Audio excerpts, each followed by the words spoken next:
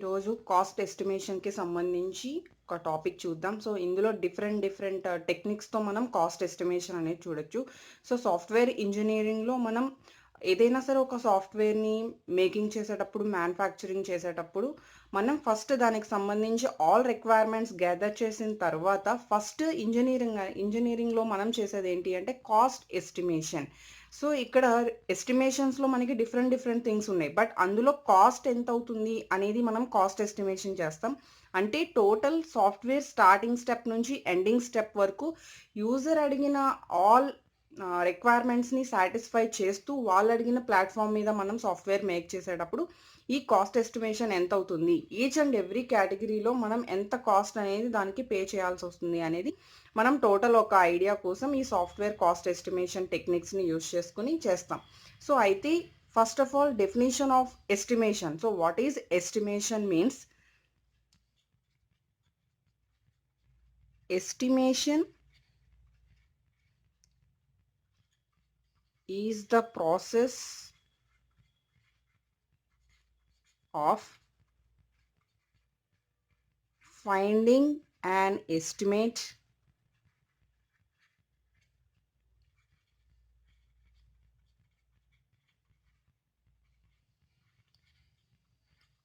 okay. So an estimate or approximation. So, approximation means మనకి ఏదైనా సరే ఎస్టిమేషన్ అనంగానే పర్ఫెక్ట్ రిజల్ట్ రాదు. బట్ ఏంటంటే అప్రాక్సిమేట్ రిజల్ట్ వస్తుంది. సో, దాన్నే మనం ఎస్టిమేషన్ అంటాం.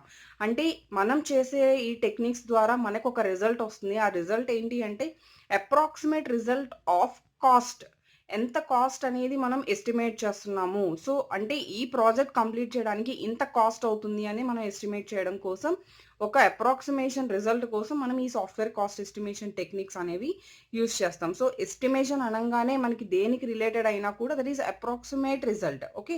Which is a value that is useful for some purpose. అంటే మనం ఎక్కడ ఏ ఎస్టిమేషన్ అయినా కూడా అదొక ఏదో ఒక పర్పస్‌లో మనం ఎస్టిమేట్ చేస్తూ వెళ్తాం. దాన్నే మనం ఎస్టిమేషన్ అంటాం. సో, ఈ సాఫ్ట్‌వేర్ కాస్ట్ ఎస్టిమేషన్‌లో ఏంటి అంటే సమ్ టెక్నిక్స్ అనేవి యాక్యురేట్ అండ్ వైడ్లీగా యూజ్ చేసే కొన్ని యాక్యురేట్ టెక్నిక్స్ ఉన్నాయి. సో, అవేంటి అంటే మనకి total Delphi technique first one write చేస్తాను. First one Delphi technique and the second one work breakdown structure. So, దాన్నే WBS అని చెప్పి కాల్ చేస్తాం. And the third one 3 point structure.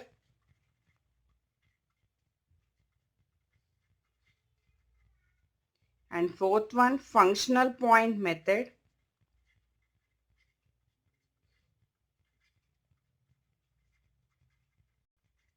And the last fifth one PERT, software testing estimation technique.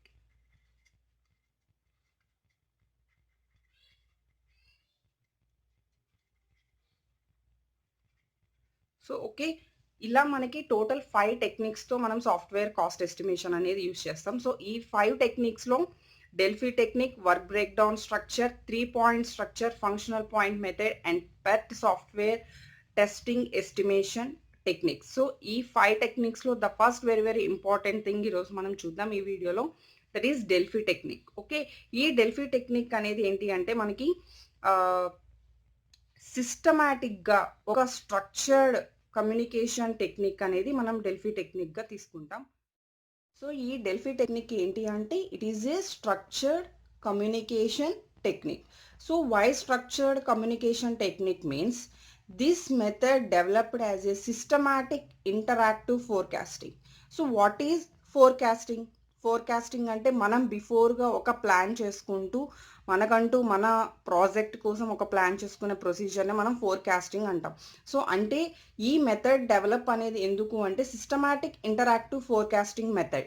మనం కస్టమర్స్‌తో తీసుకున్న రిక్వైర్మెంట్స్‌ని base చేసుకొని ఒక interactive forecasting మెథడ్గా మనం ఈ డెల్ఫీ టెక్నిక్ని యూజ్ చేస్తున్నాం. సో ఇందులో ఏంటి అంటే మనకి మొత్తం ప్రొసీజర్ అంతా సిస్టమాటిక్ వేలో ఉంటుంది. అండ్ ఇందులో ఇంకొకటి మనం ఎలా కండక్ట్ చేస్తాం ఈ డెల్ఫీ టెక్నిక్ అనేది ఫేస్ టు ఫేస్ మీటింగ్ కింద కండక్ట్ చేస్తాం. సో ఇందులో ఈ 3 points very very important points. So first Delphi technique గురించి ఈరోజు చూద్దాం.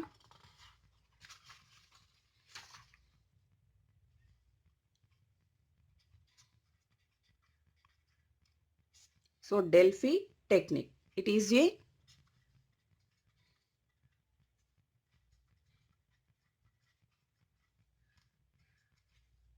structured communication technique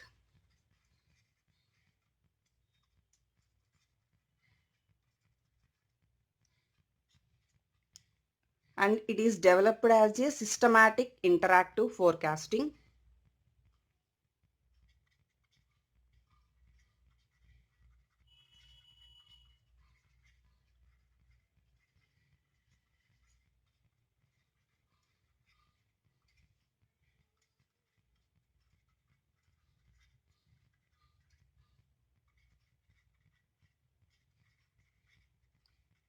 So it is conducting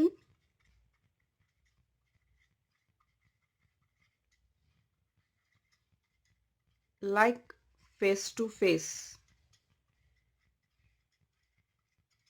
so face to face meetings ఎలా అయితే కండక్ట్ చేస్తారో సేమ్ అలానే మనం ఈ డెల్ఫీ టెక్నిక్ని కండక్ట్ చేస్తాం. సో ఇది ఎక్కువగా మనం చెప్పే point. This is one of the widely used software estimation technique. అంటే బాగా లార్జ్ ప్రాజెక్ట్స్ మీద మనం ఎక్కువగా ఈ వైడ్లీ యూజ్డ్ టెక్నిక్గా ఈ డెల్ఫీ టెక్నిక్ని మనం తీసుకుంటాం.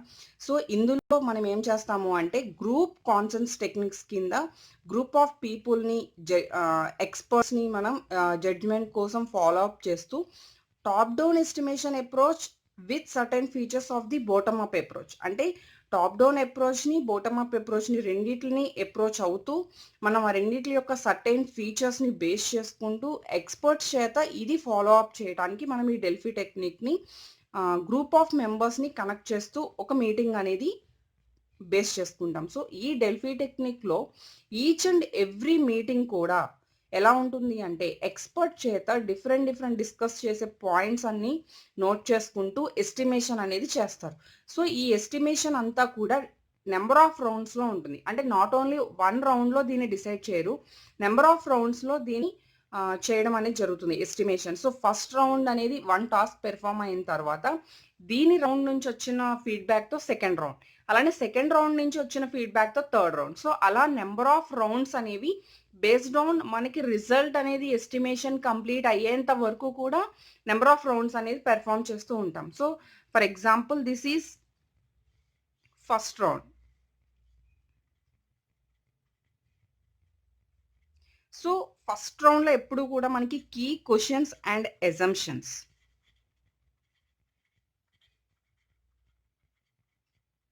ఆఫ్టర్ దట్ దిస్ ఫీడ్బ్యాక్, ఈ ఫీడ్బ్యాక్ తీసుకుని మనం ఏం చేస్తున్నాము, సెకండ్ రౌండ్కి వెళ్తున్నాం. That is second round. So this is second round. Again second రౌండ్లో కూడా సేమ్ మనం అనాలిసిస్ ఆఫ్ రిజల్ట్, ఏదైతే ఫస్ట్ రౌండ్ యొక్క రిజల్ట్ ఫీడ్బ్యాక్ ఉందో ఆ ఫీడ్బ్యాక్ నుంచి అనాలిసిస్ చేస్తాం.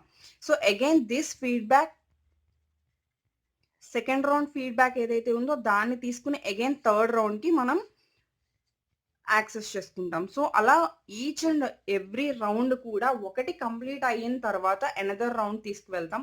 సో ఇక్కడ మనం టెక్నిక్స్ చెప్పుకున్నాం సాఫ్ట్వేర్ ఇంజనీరింగ్లో. ఈ రౌండ్ పెర్ఫామ్ అవుతూ ఈ రౌండ్ పెర్ఫామ్ అవుతుంది, ఇంటరాక్టివ్ టెక్నిక్ లాగా. అలా ఇక్కడ ఉండదు. ఫస్ట్ రౌండ్ కంప్లీట్ అయిన తర్వాతే మనం సెకండ్ రౌండ్కి వెళ్తాం, అలానే సెకండ్ రౌండ్ కంప్లీట్ అయిన తర్వాత థర్డ్ రౌండ్కి వెళ్తాం. ఫైనల్లీ థర్డ్ రౌండ్ కూడా ఫీడ్బ్యాక్ తీసుకుంటాం. ఈ ఫీడ్బ్యాక్తో అగైన్ మనకి ఇంకొక రౌండ్ అవసరం అయితే again this feedback going to the next round. అలా and so on n rounds వరకు మనకి ఎస్టిమేషన్ అంతా కంప్లీట్ అయ్యి ఈ టోటల్ వర్క్ కంప్లీట్ అయ్యేంత వరకు ఎన్ని రౌండ్స్ మనం చేయాల్సి వస్తే అన్ని రౌండ్స్ చేస్తూ వెళ్తాం. సో ఒక్కొక్క రౌండ్లో ఒక్కొక్క పెర్ఫార్మెన్స్ చేస్తూ బిఫోర్ కంప్లీట్ అయిన రౌండ్ యొక్క ఫీడ్బ్యాక్ని యూజ్ చేసుకుంటాం. So this is the basic information about the Delphi technique. Okay, అలానే ఈచ్ అండ్ ఎవ్రీ టెక్నిక్లో కూడా కొన్ని అడ్వాంటేజెస్ ఉంటాయి, కొన్ని బెనిఫిట్స్ ఉంటాయి, అలానే కొన్ని ప్రాబ్లమ్స్ ఉంటాయి, దట్ ఈస్ డిసడ్వాంటేజెస్ ఉంటాయి. దాని నుంచి మనం కొన్ని ప్రాజెక్ట్స్కి ఈ టెక్నిక్ సూట్ అవ్వదు అని చెప్పి మనం నెక్స్ట్ టెక్నిక్‌కి వెళ్తూ ఉంటాం. సో, అలా ఇక్కడ బెనిఫిట్స్ ఏంటి అంటే, ఇక్కడ ఎక్స్‌పర్ట్స్ అనేది వాళ్ళ యొక్క ఎక్స్‌పీరియన్స్ యూజ్ చేసి పాస్ట్ ప్రాజెక్ట్స్ అంటే ఎవరైతే ఎక్స్‌పర్ట్స్ అంటున్నామో వాళ్ళు ఆల్రెడీ కొన్ని ప్రాజెక్ట్స్ కంప్లీట్ చేసుంటారు. సో, అలా కంప్లీట్ చేసిన పాస్ట్ ప్రాజెక్ట్స్ యొక్క ఎక్స్‌పీరియన్స్‌ని బేస్ చేసుకొని వాటి యొక్క ఫ్యాక్టర్స్ వాటిలో ఉన్న ప్రాబ్లమ్స్‌ని బేస్ చేసుకొని ఈ ప్రాజెక్ట్ మీద వాళ్ళు పెర్ఫార్మ్ చేయగలుగుతారు. So, that is the first benefit. అంటే ఇందులో ఫస్ట్ అడ్వాంటేజ్‌గా ఏం చెప్తున్నాము? Experts use their experience of the previous projects or past projects అని చెప్పొచ్చు. So, previous projects. Second point, ఇక్కడ మనం అప్లై చేసే ఏదైనా కూడా ఆల్రెడీ ఎక్స్‌పర్ట్ చెప్పింది కాబట్టి, వాళ్ళ యొక్క ఎక్స్‌పీరియన్స్ అండ్ నాలెడ్జ్ కూడా మనకి ఈ ప్రాజెక్ట్‌ని యాక్సెస్ చేయడానికి వాళ్ళు యూజ్ చేస్తూ ద బెస్ట్ రిజల్ట్ అనేది ఇవ్వడానికి ఛాన్స్ ఉంది. సో, ఇక్కడ ఎక్స్‌పర్ట్ అప్లై చేసే ఈచ్ అండ్ ఎవ్రీ నాలెడ్జ్ కూడా మనకి ఇక్కడ ప్లస్ పాయింట్ అవుతుంది. అలానే there is a less chance for group of consensus. అంటే మనకి ఇక్కడ రౌండ్ కంప్లీట్ అయినప్పుడు నెక్స్ట్ రౌండ్‌కి వెళ్ళేటప్పుడు ఫస్ట్ రౌండ్‌లో ప్రాబ్లమ్స్ అక్కర్ అయ్యి మనం మళ్ళీ అగైన్ ఆ ఫస్ట్ రౌండ్ పెర్ఫార్మ్ చేయాల్సిన నీడ్ అనేది ఉండదు. ఎందుకు? ఆల్రెడీ పెర్ఫార్మ్ చేసేది ఎక్స్‌పర్ట్స్ కాబట్టి నెక్స్ట్ మనకి ఈచ్ అండ్ ఎవ్రీ రౌండ్‌లో స్మాల్ టాస్క్ పెర్ఫార్మ్ చేసుకుంటూ వెళ్తున్నాం. అంటే అక్కడ మిస్టేక్స్ మనకు అక్కర్ అయ్యి దాన్ని మనం యూజ్ చేయలేని సిట్యుయేషన్స్ వచ్చేవన్నీ కూడా మనకి లెస్ ఛాన్సెస్ ఉన్నాయి. సో, మాక్సిమం ఛాన్సెస్ మనకది క్లిక్ అయ్యే ఛాన్సెస్ ఉంటాయి. So, there is a less chance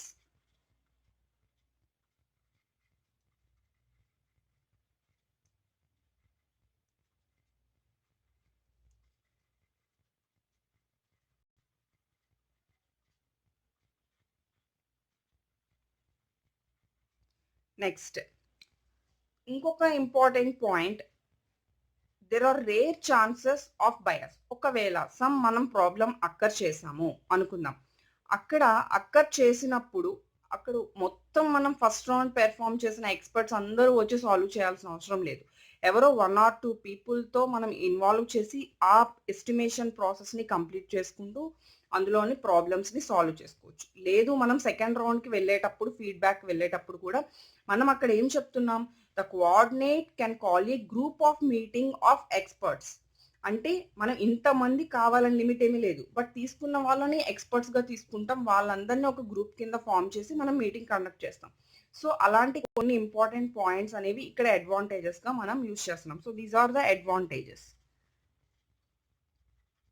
next ఇందులో ఉన్న ప్రాబ్లమ్స్ ఏంటి? అంటే ఏవైతే రూల్స్ ఉన్నాయో వాటి వల్ల మనకి ఎలాంటి ప్రాబ్లమ్స్ వస్తున్నాయి అంటే, సమ్ టైమ్స్ డిసడ్వాంటేజెస్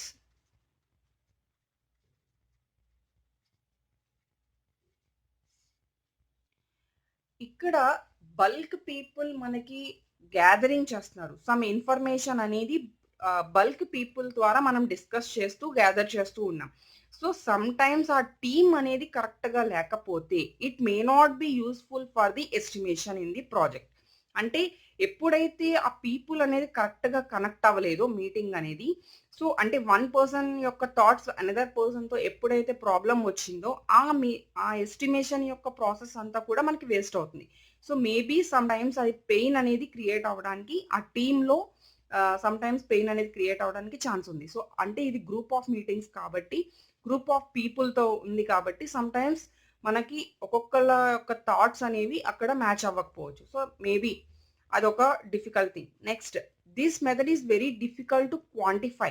అంటే మనకి ఈచ్ అండ్ ఎవ్రీ రౌండ్‌లో కూడా మనం ప్రాసెస్ చేస్తూ చాలా ఎక్కువ టైమ్‌ని ఎఫర్ట్ చేస్తూ చేస్తున్నాం. So, because Delphi technique is a widely used technique. So, ఎక్కువ డేటా మీద చేస్తూ ఉంటాం కాబట్టి one difficult thing is it is very difficult to perform. Okay.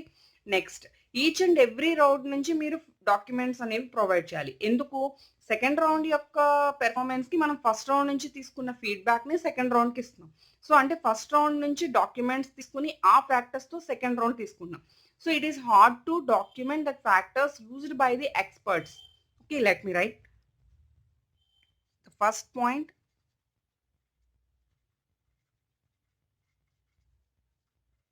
this method is very difficult to quantify. And the second point, it is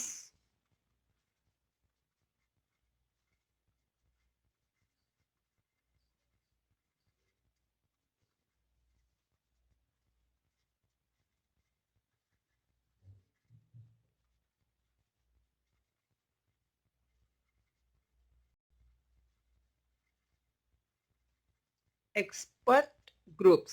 Okay, so ఇలా expert groups ద్వారా మనం documents అనేవి factors చేయడం అనేది సమ్ హార్డ్ వర్క్. సో దీనివల్ల మనం ఇవి కొన్ని డిసడ్వాంటేజెస్గా చెప్పుకుంటున్నాం. So finally our estimation technique ప్రాసెస్లో టోటల్ 5 ప్రాసెస్లో the first process Delphi technique is a systematic approached estimation technique. So this is a widely used technique. Next క్లాస్లో మనం వర్క్ బ్రేక్డౌన్ స్ట్రక్చర్ యొక్క టెక్నిక్ గురించి చూద్దాం.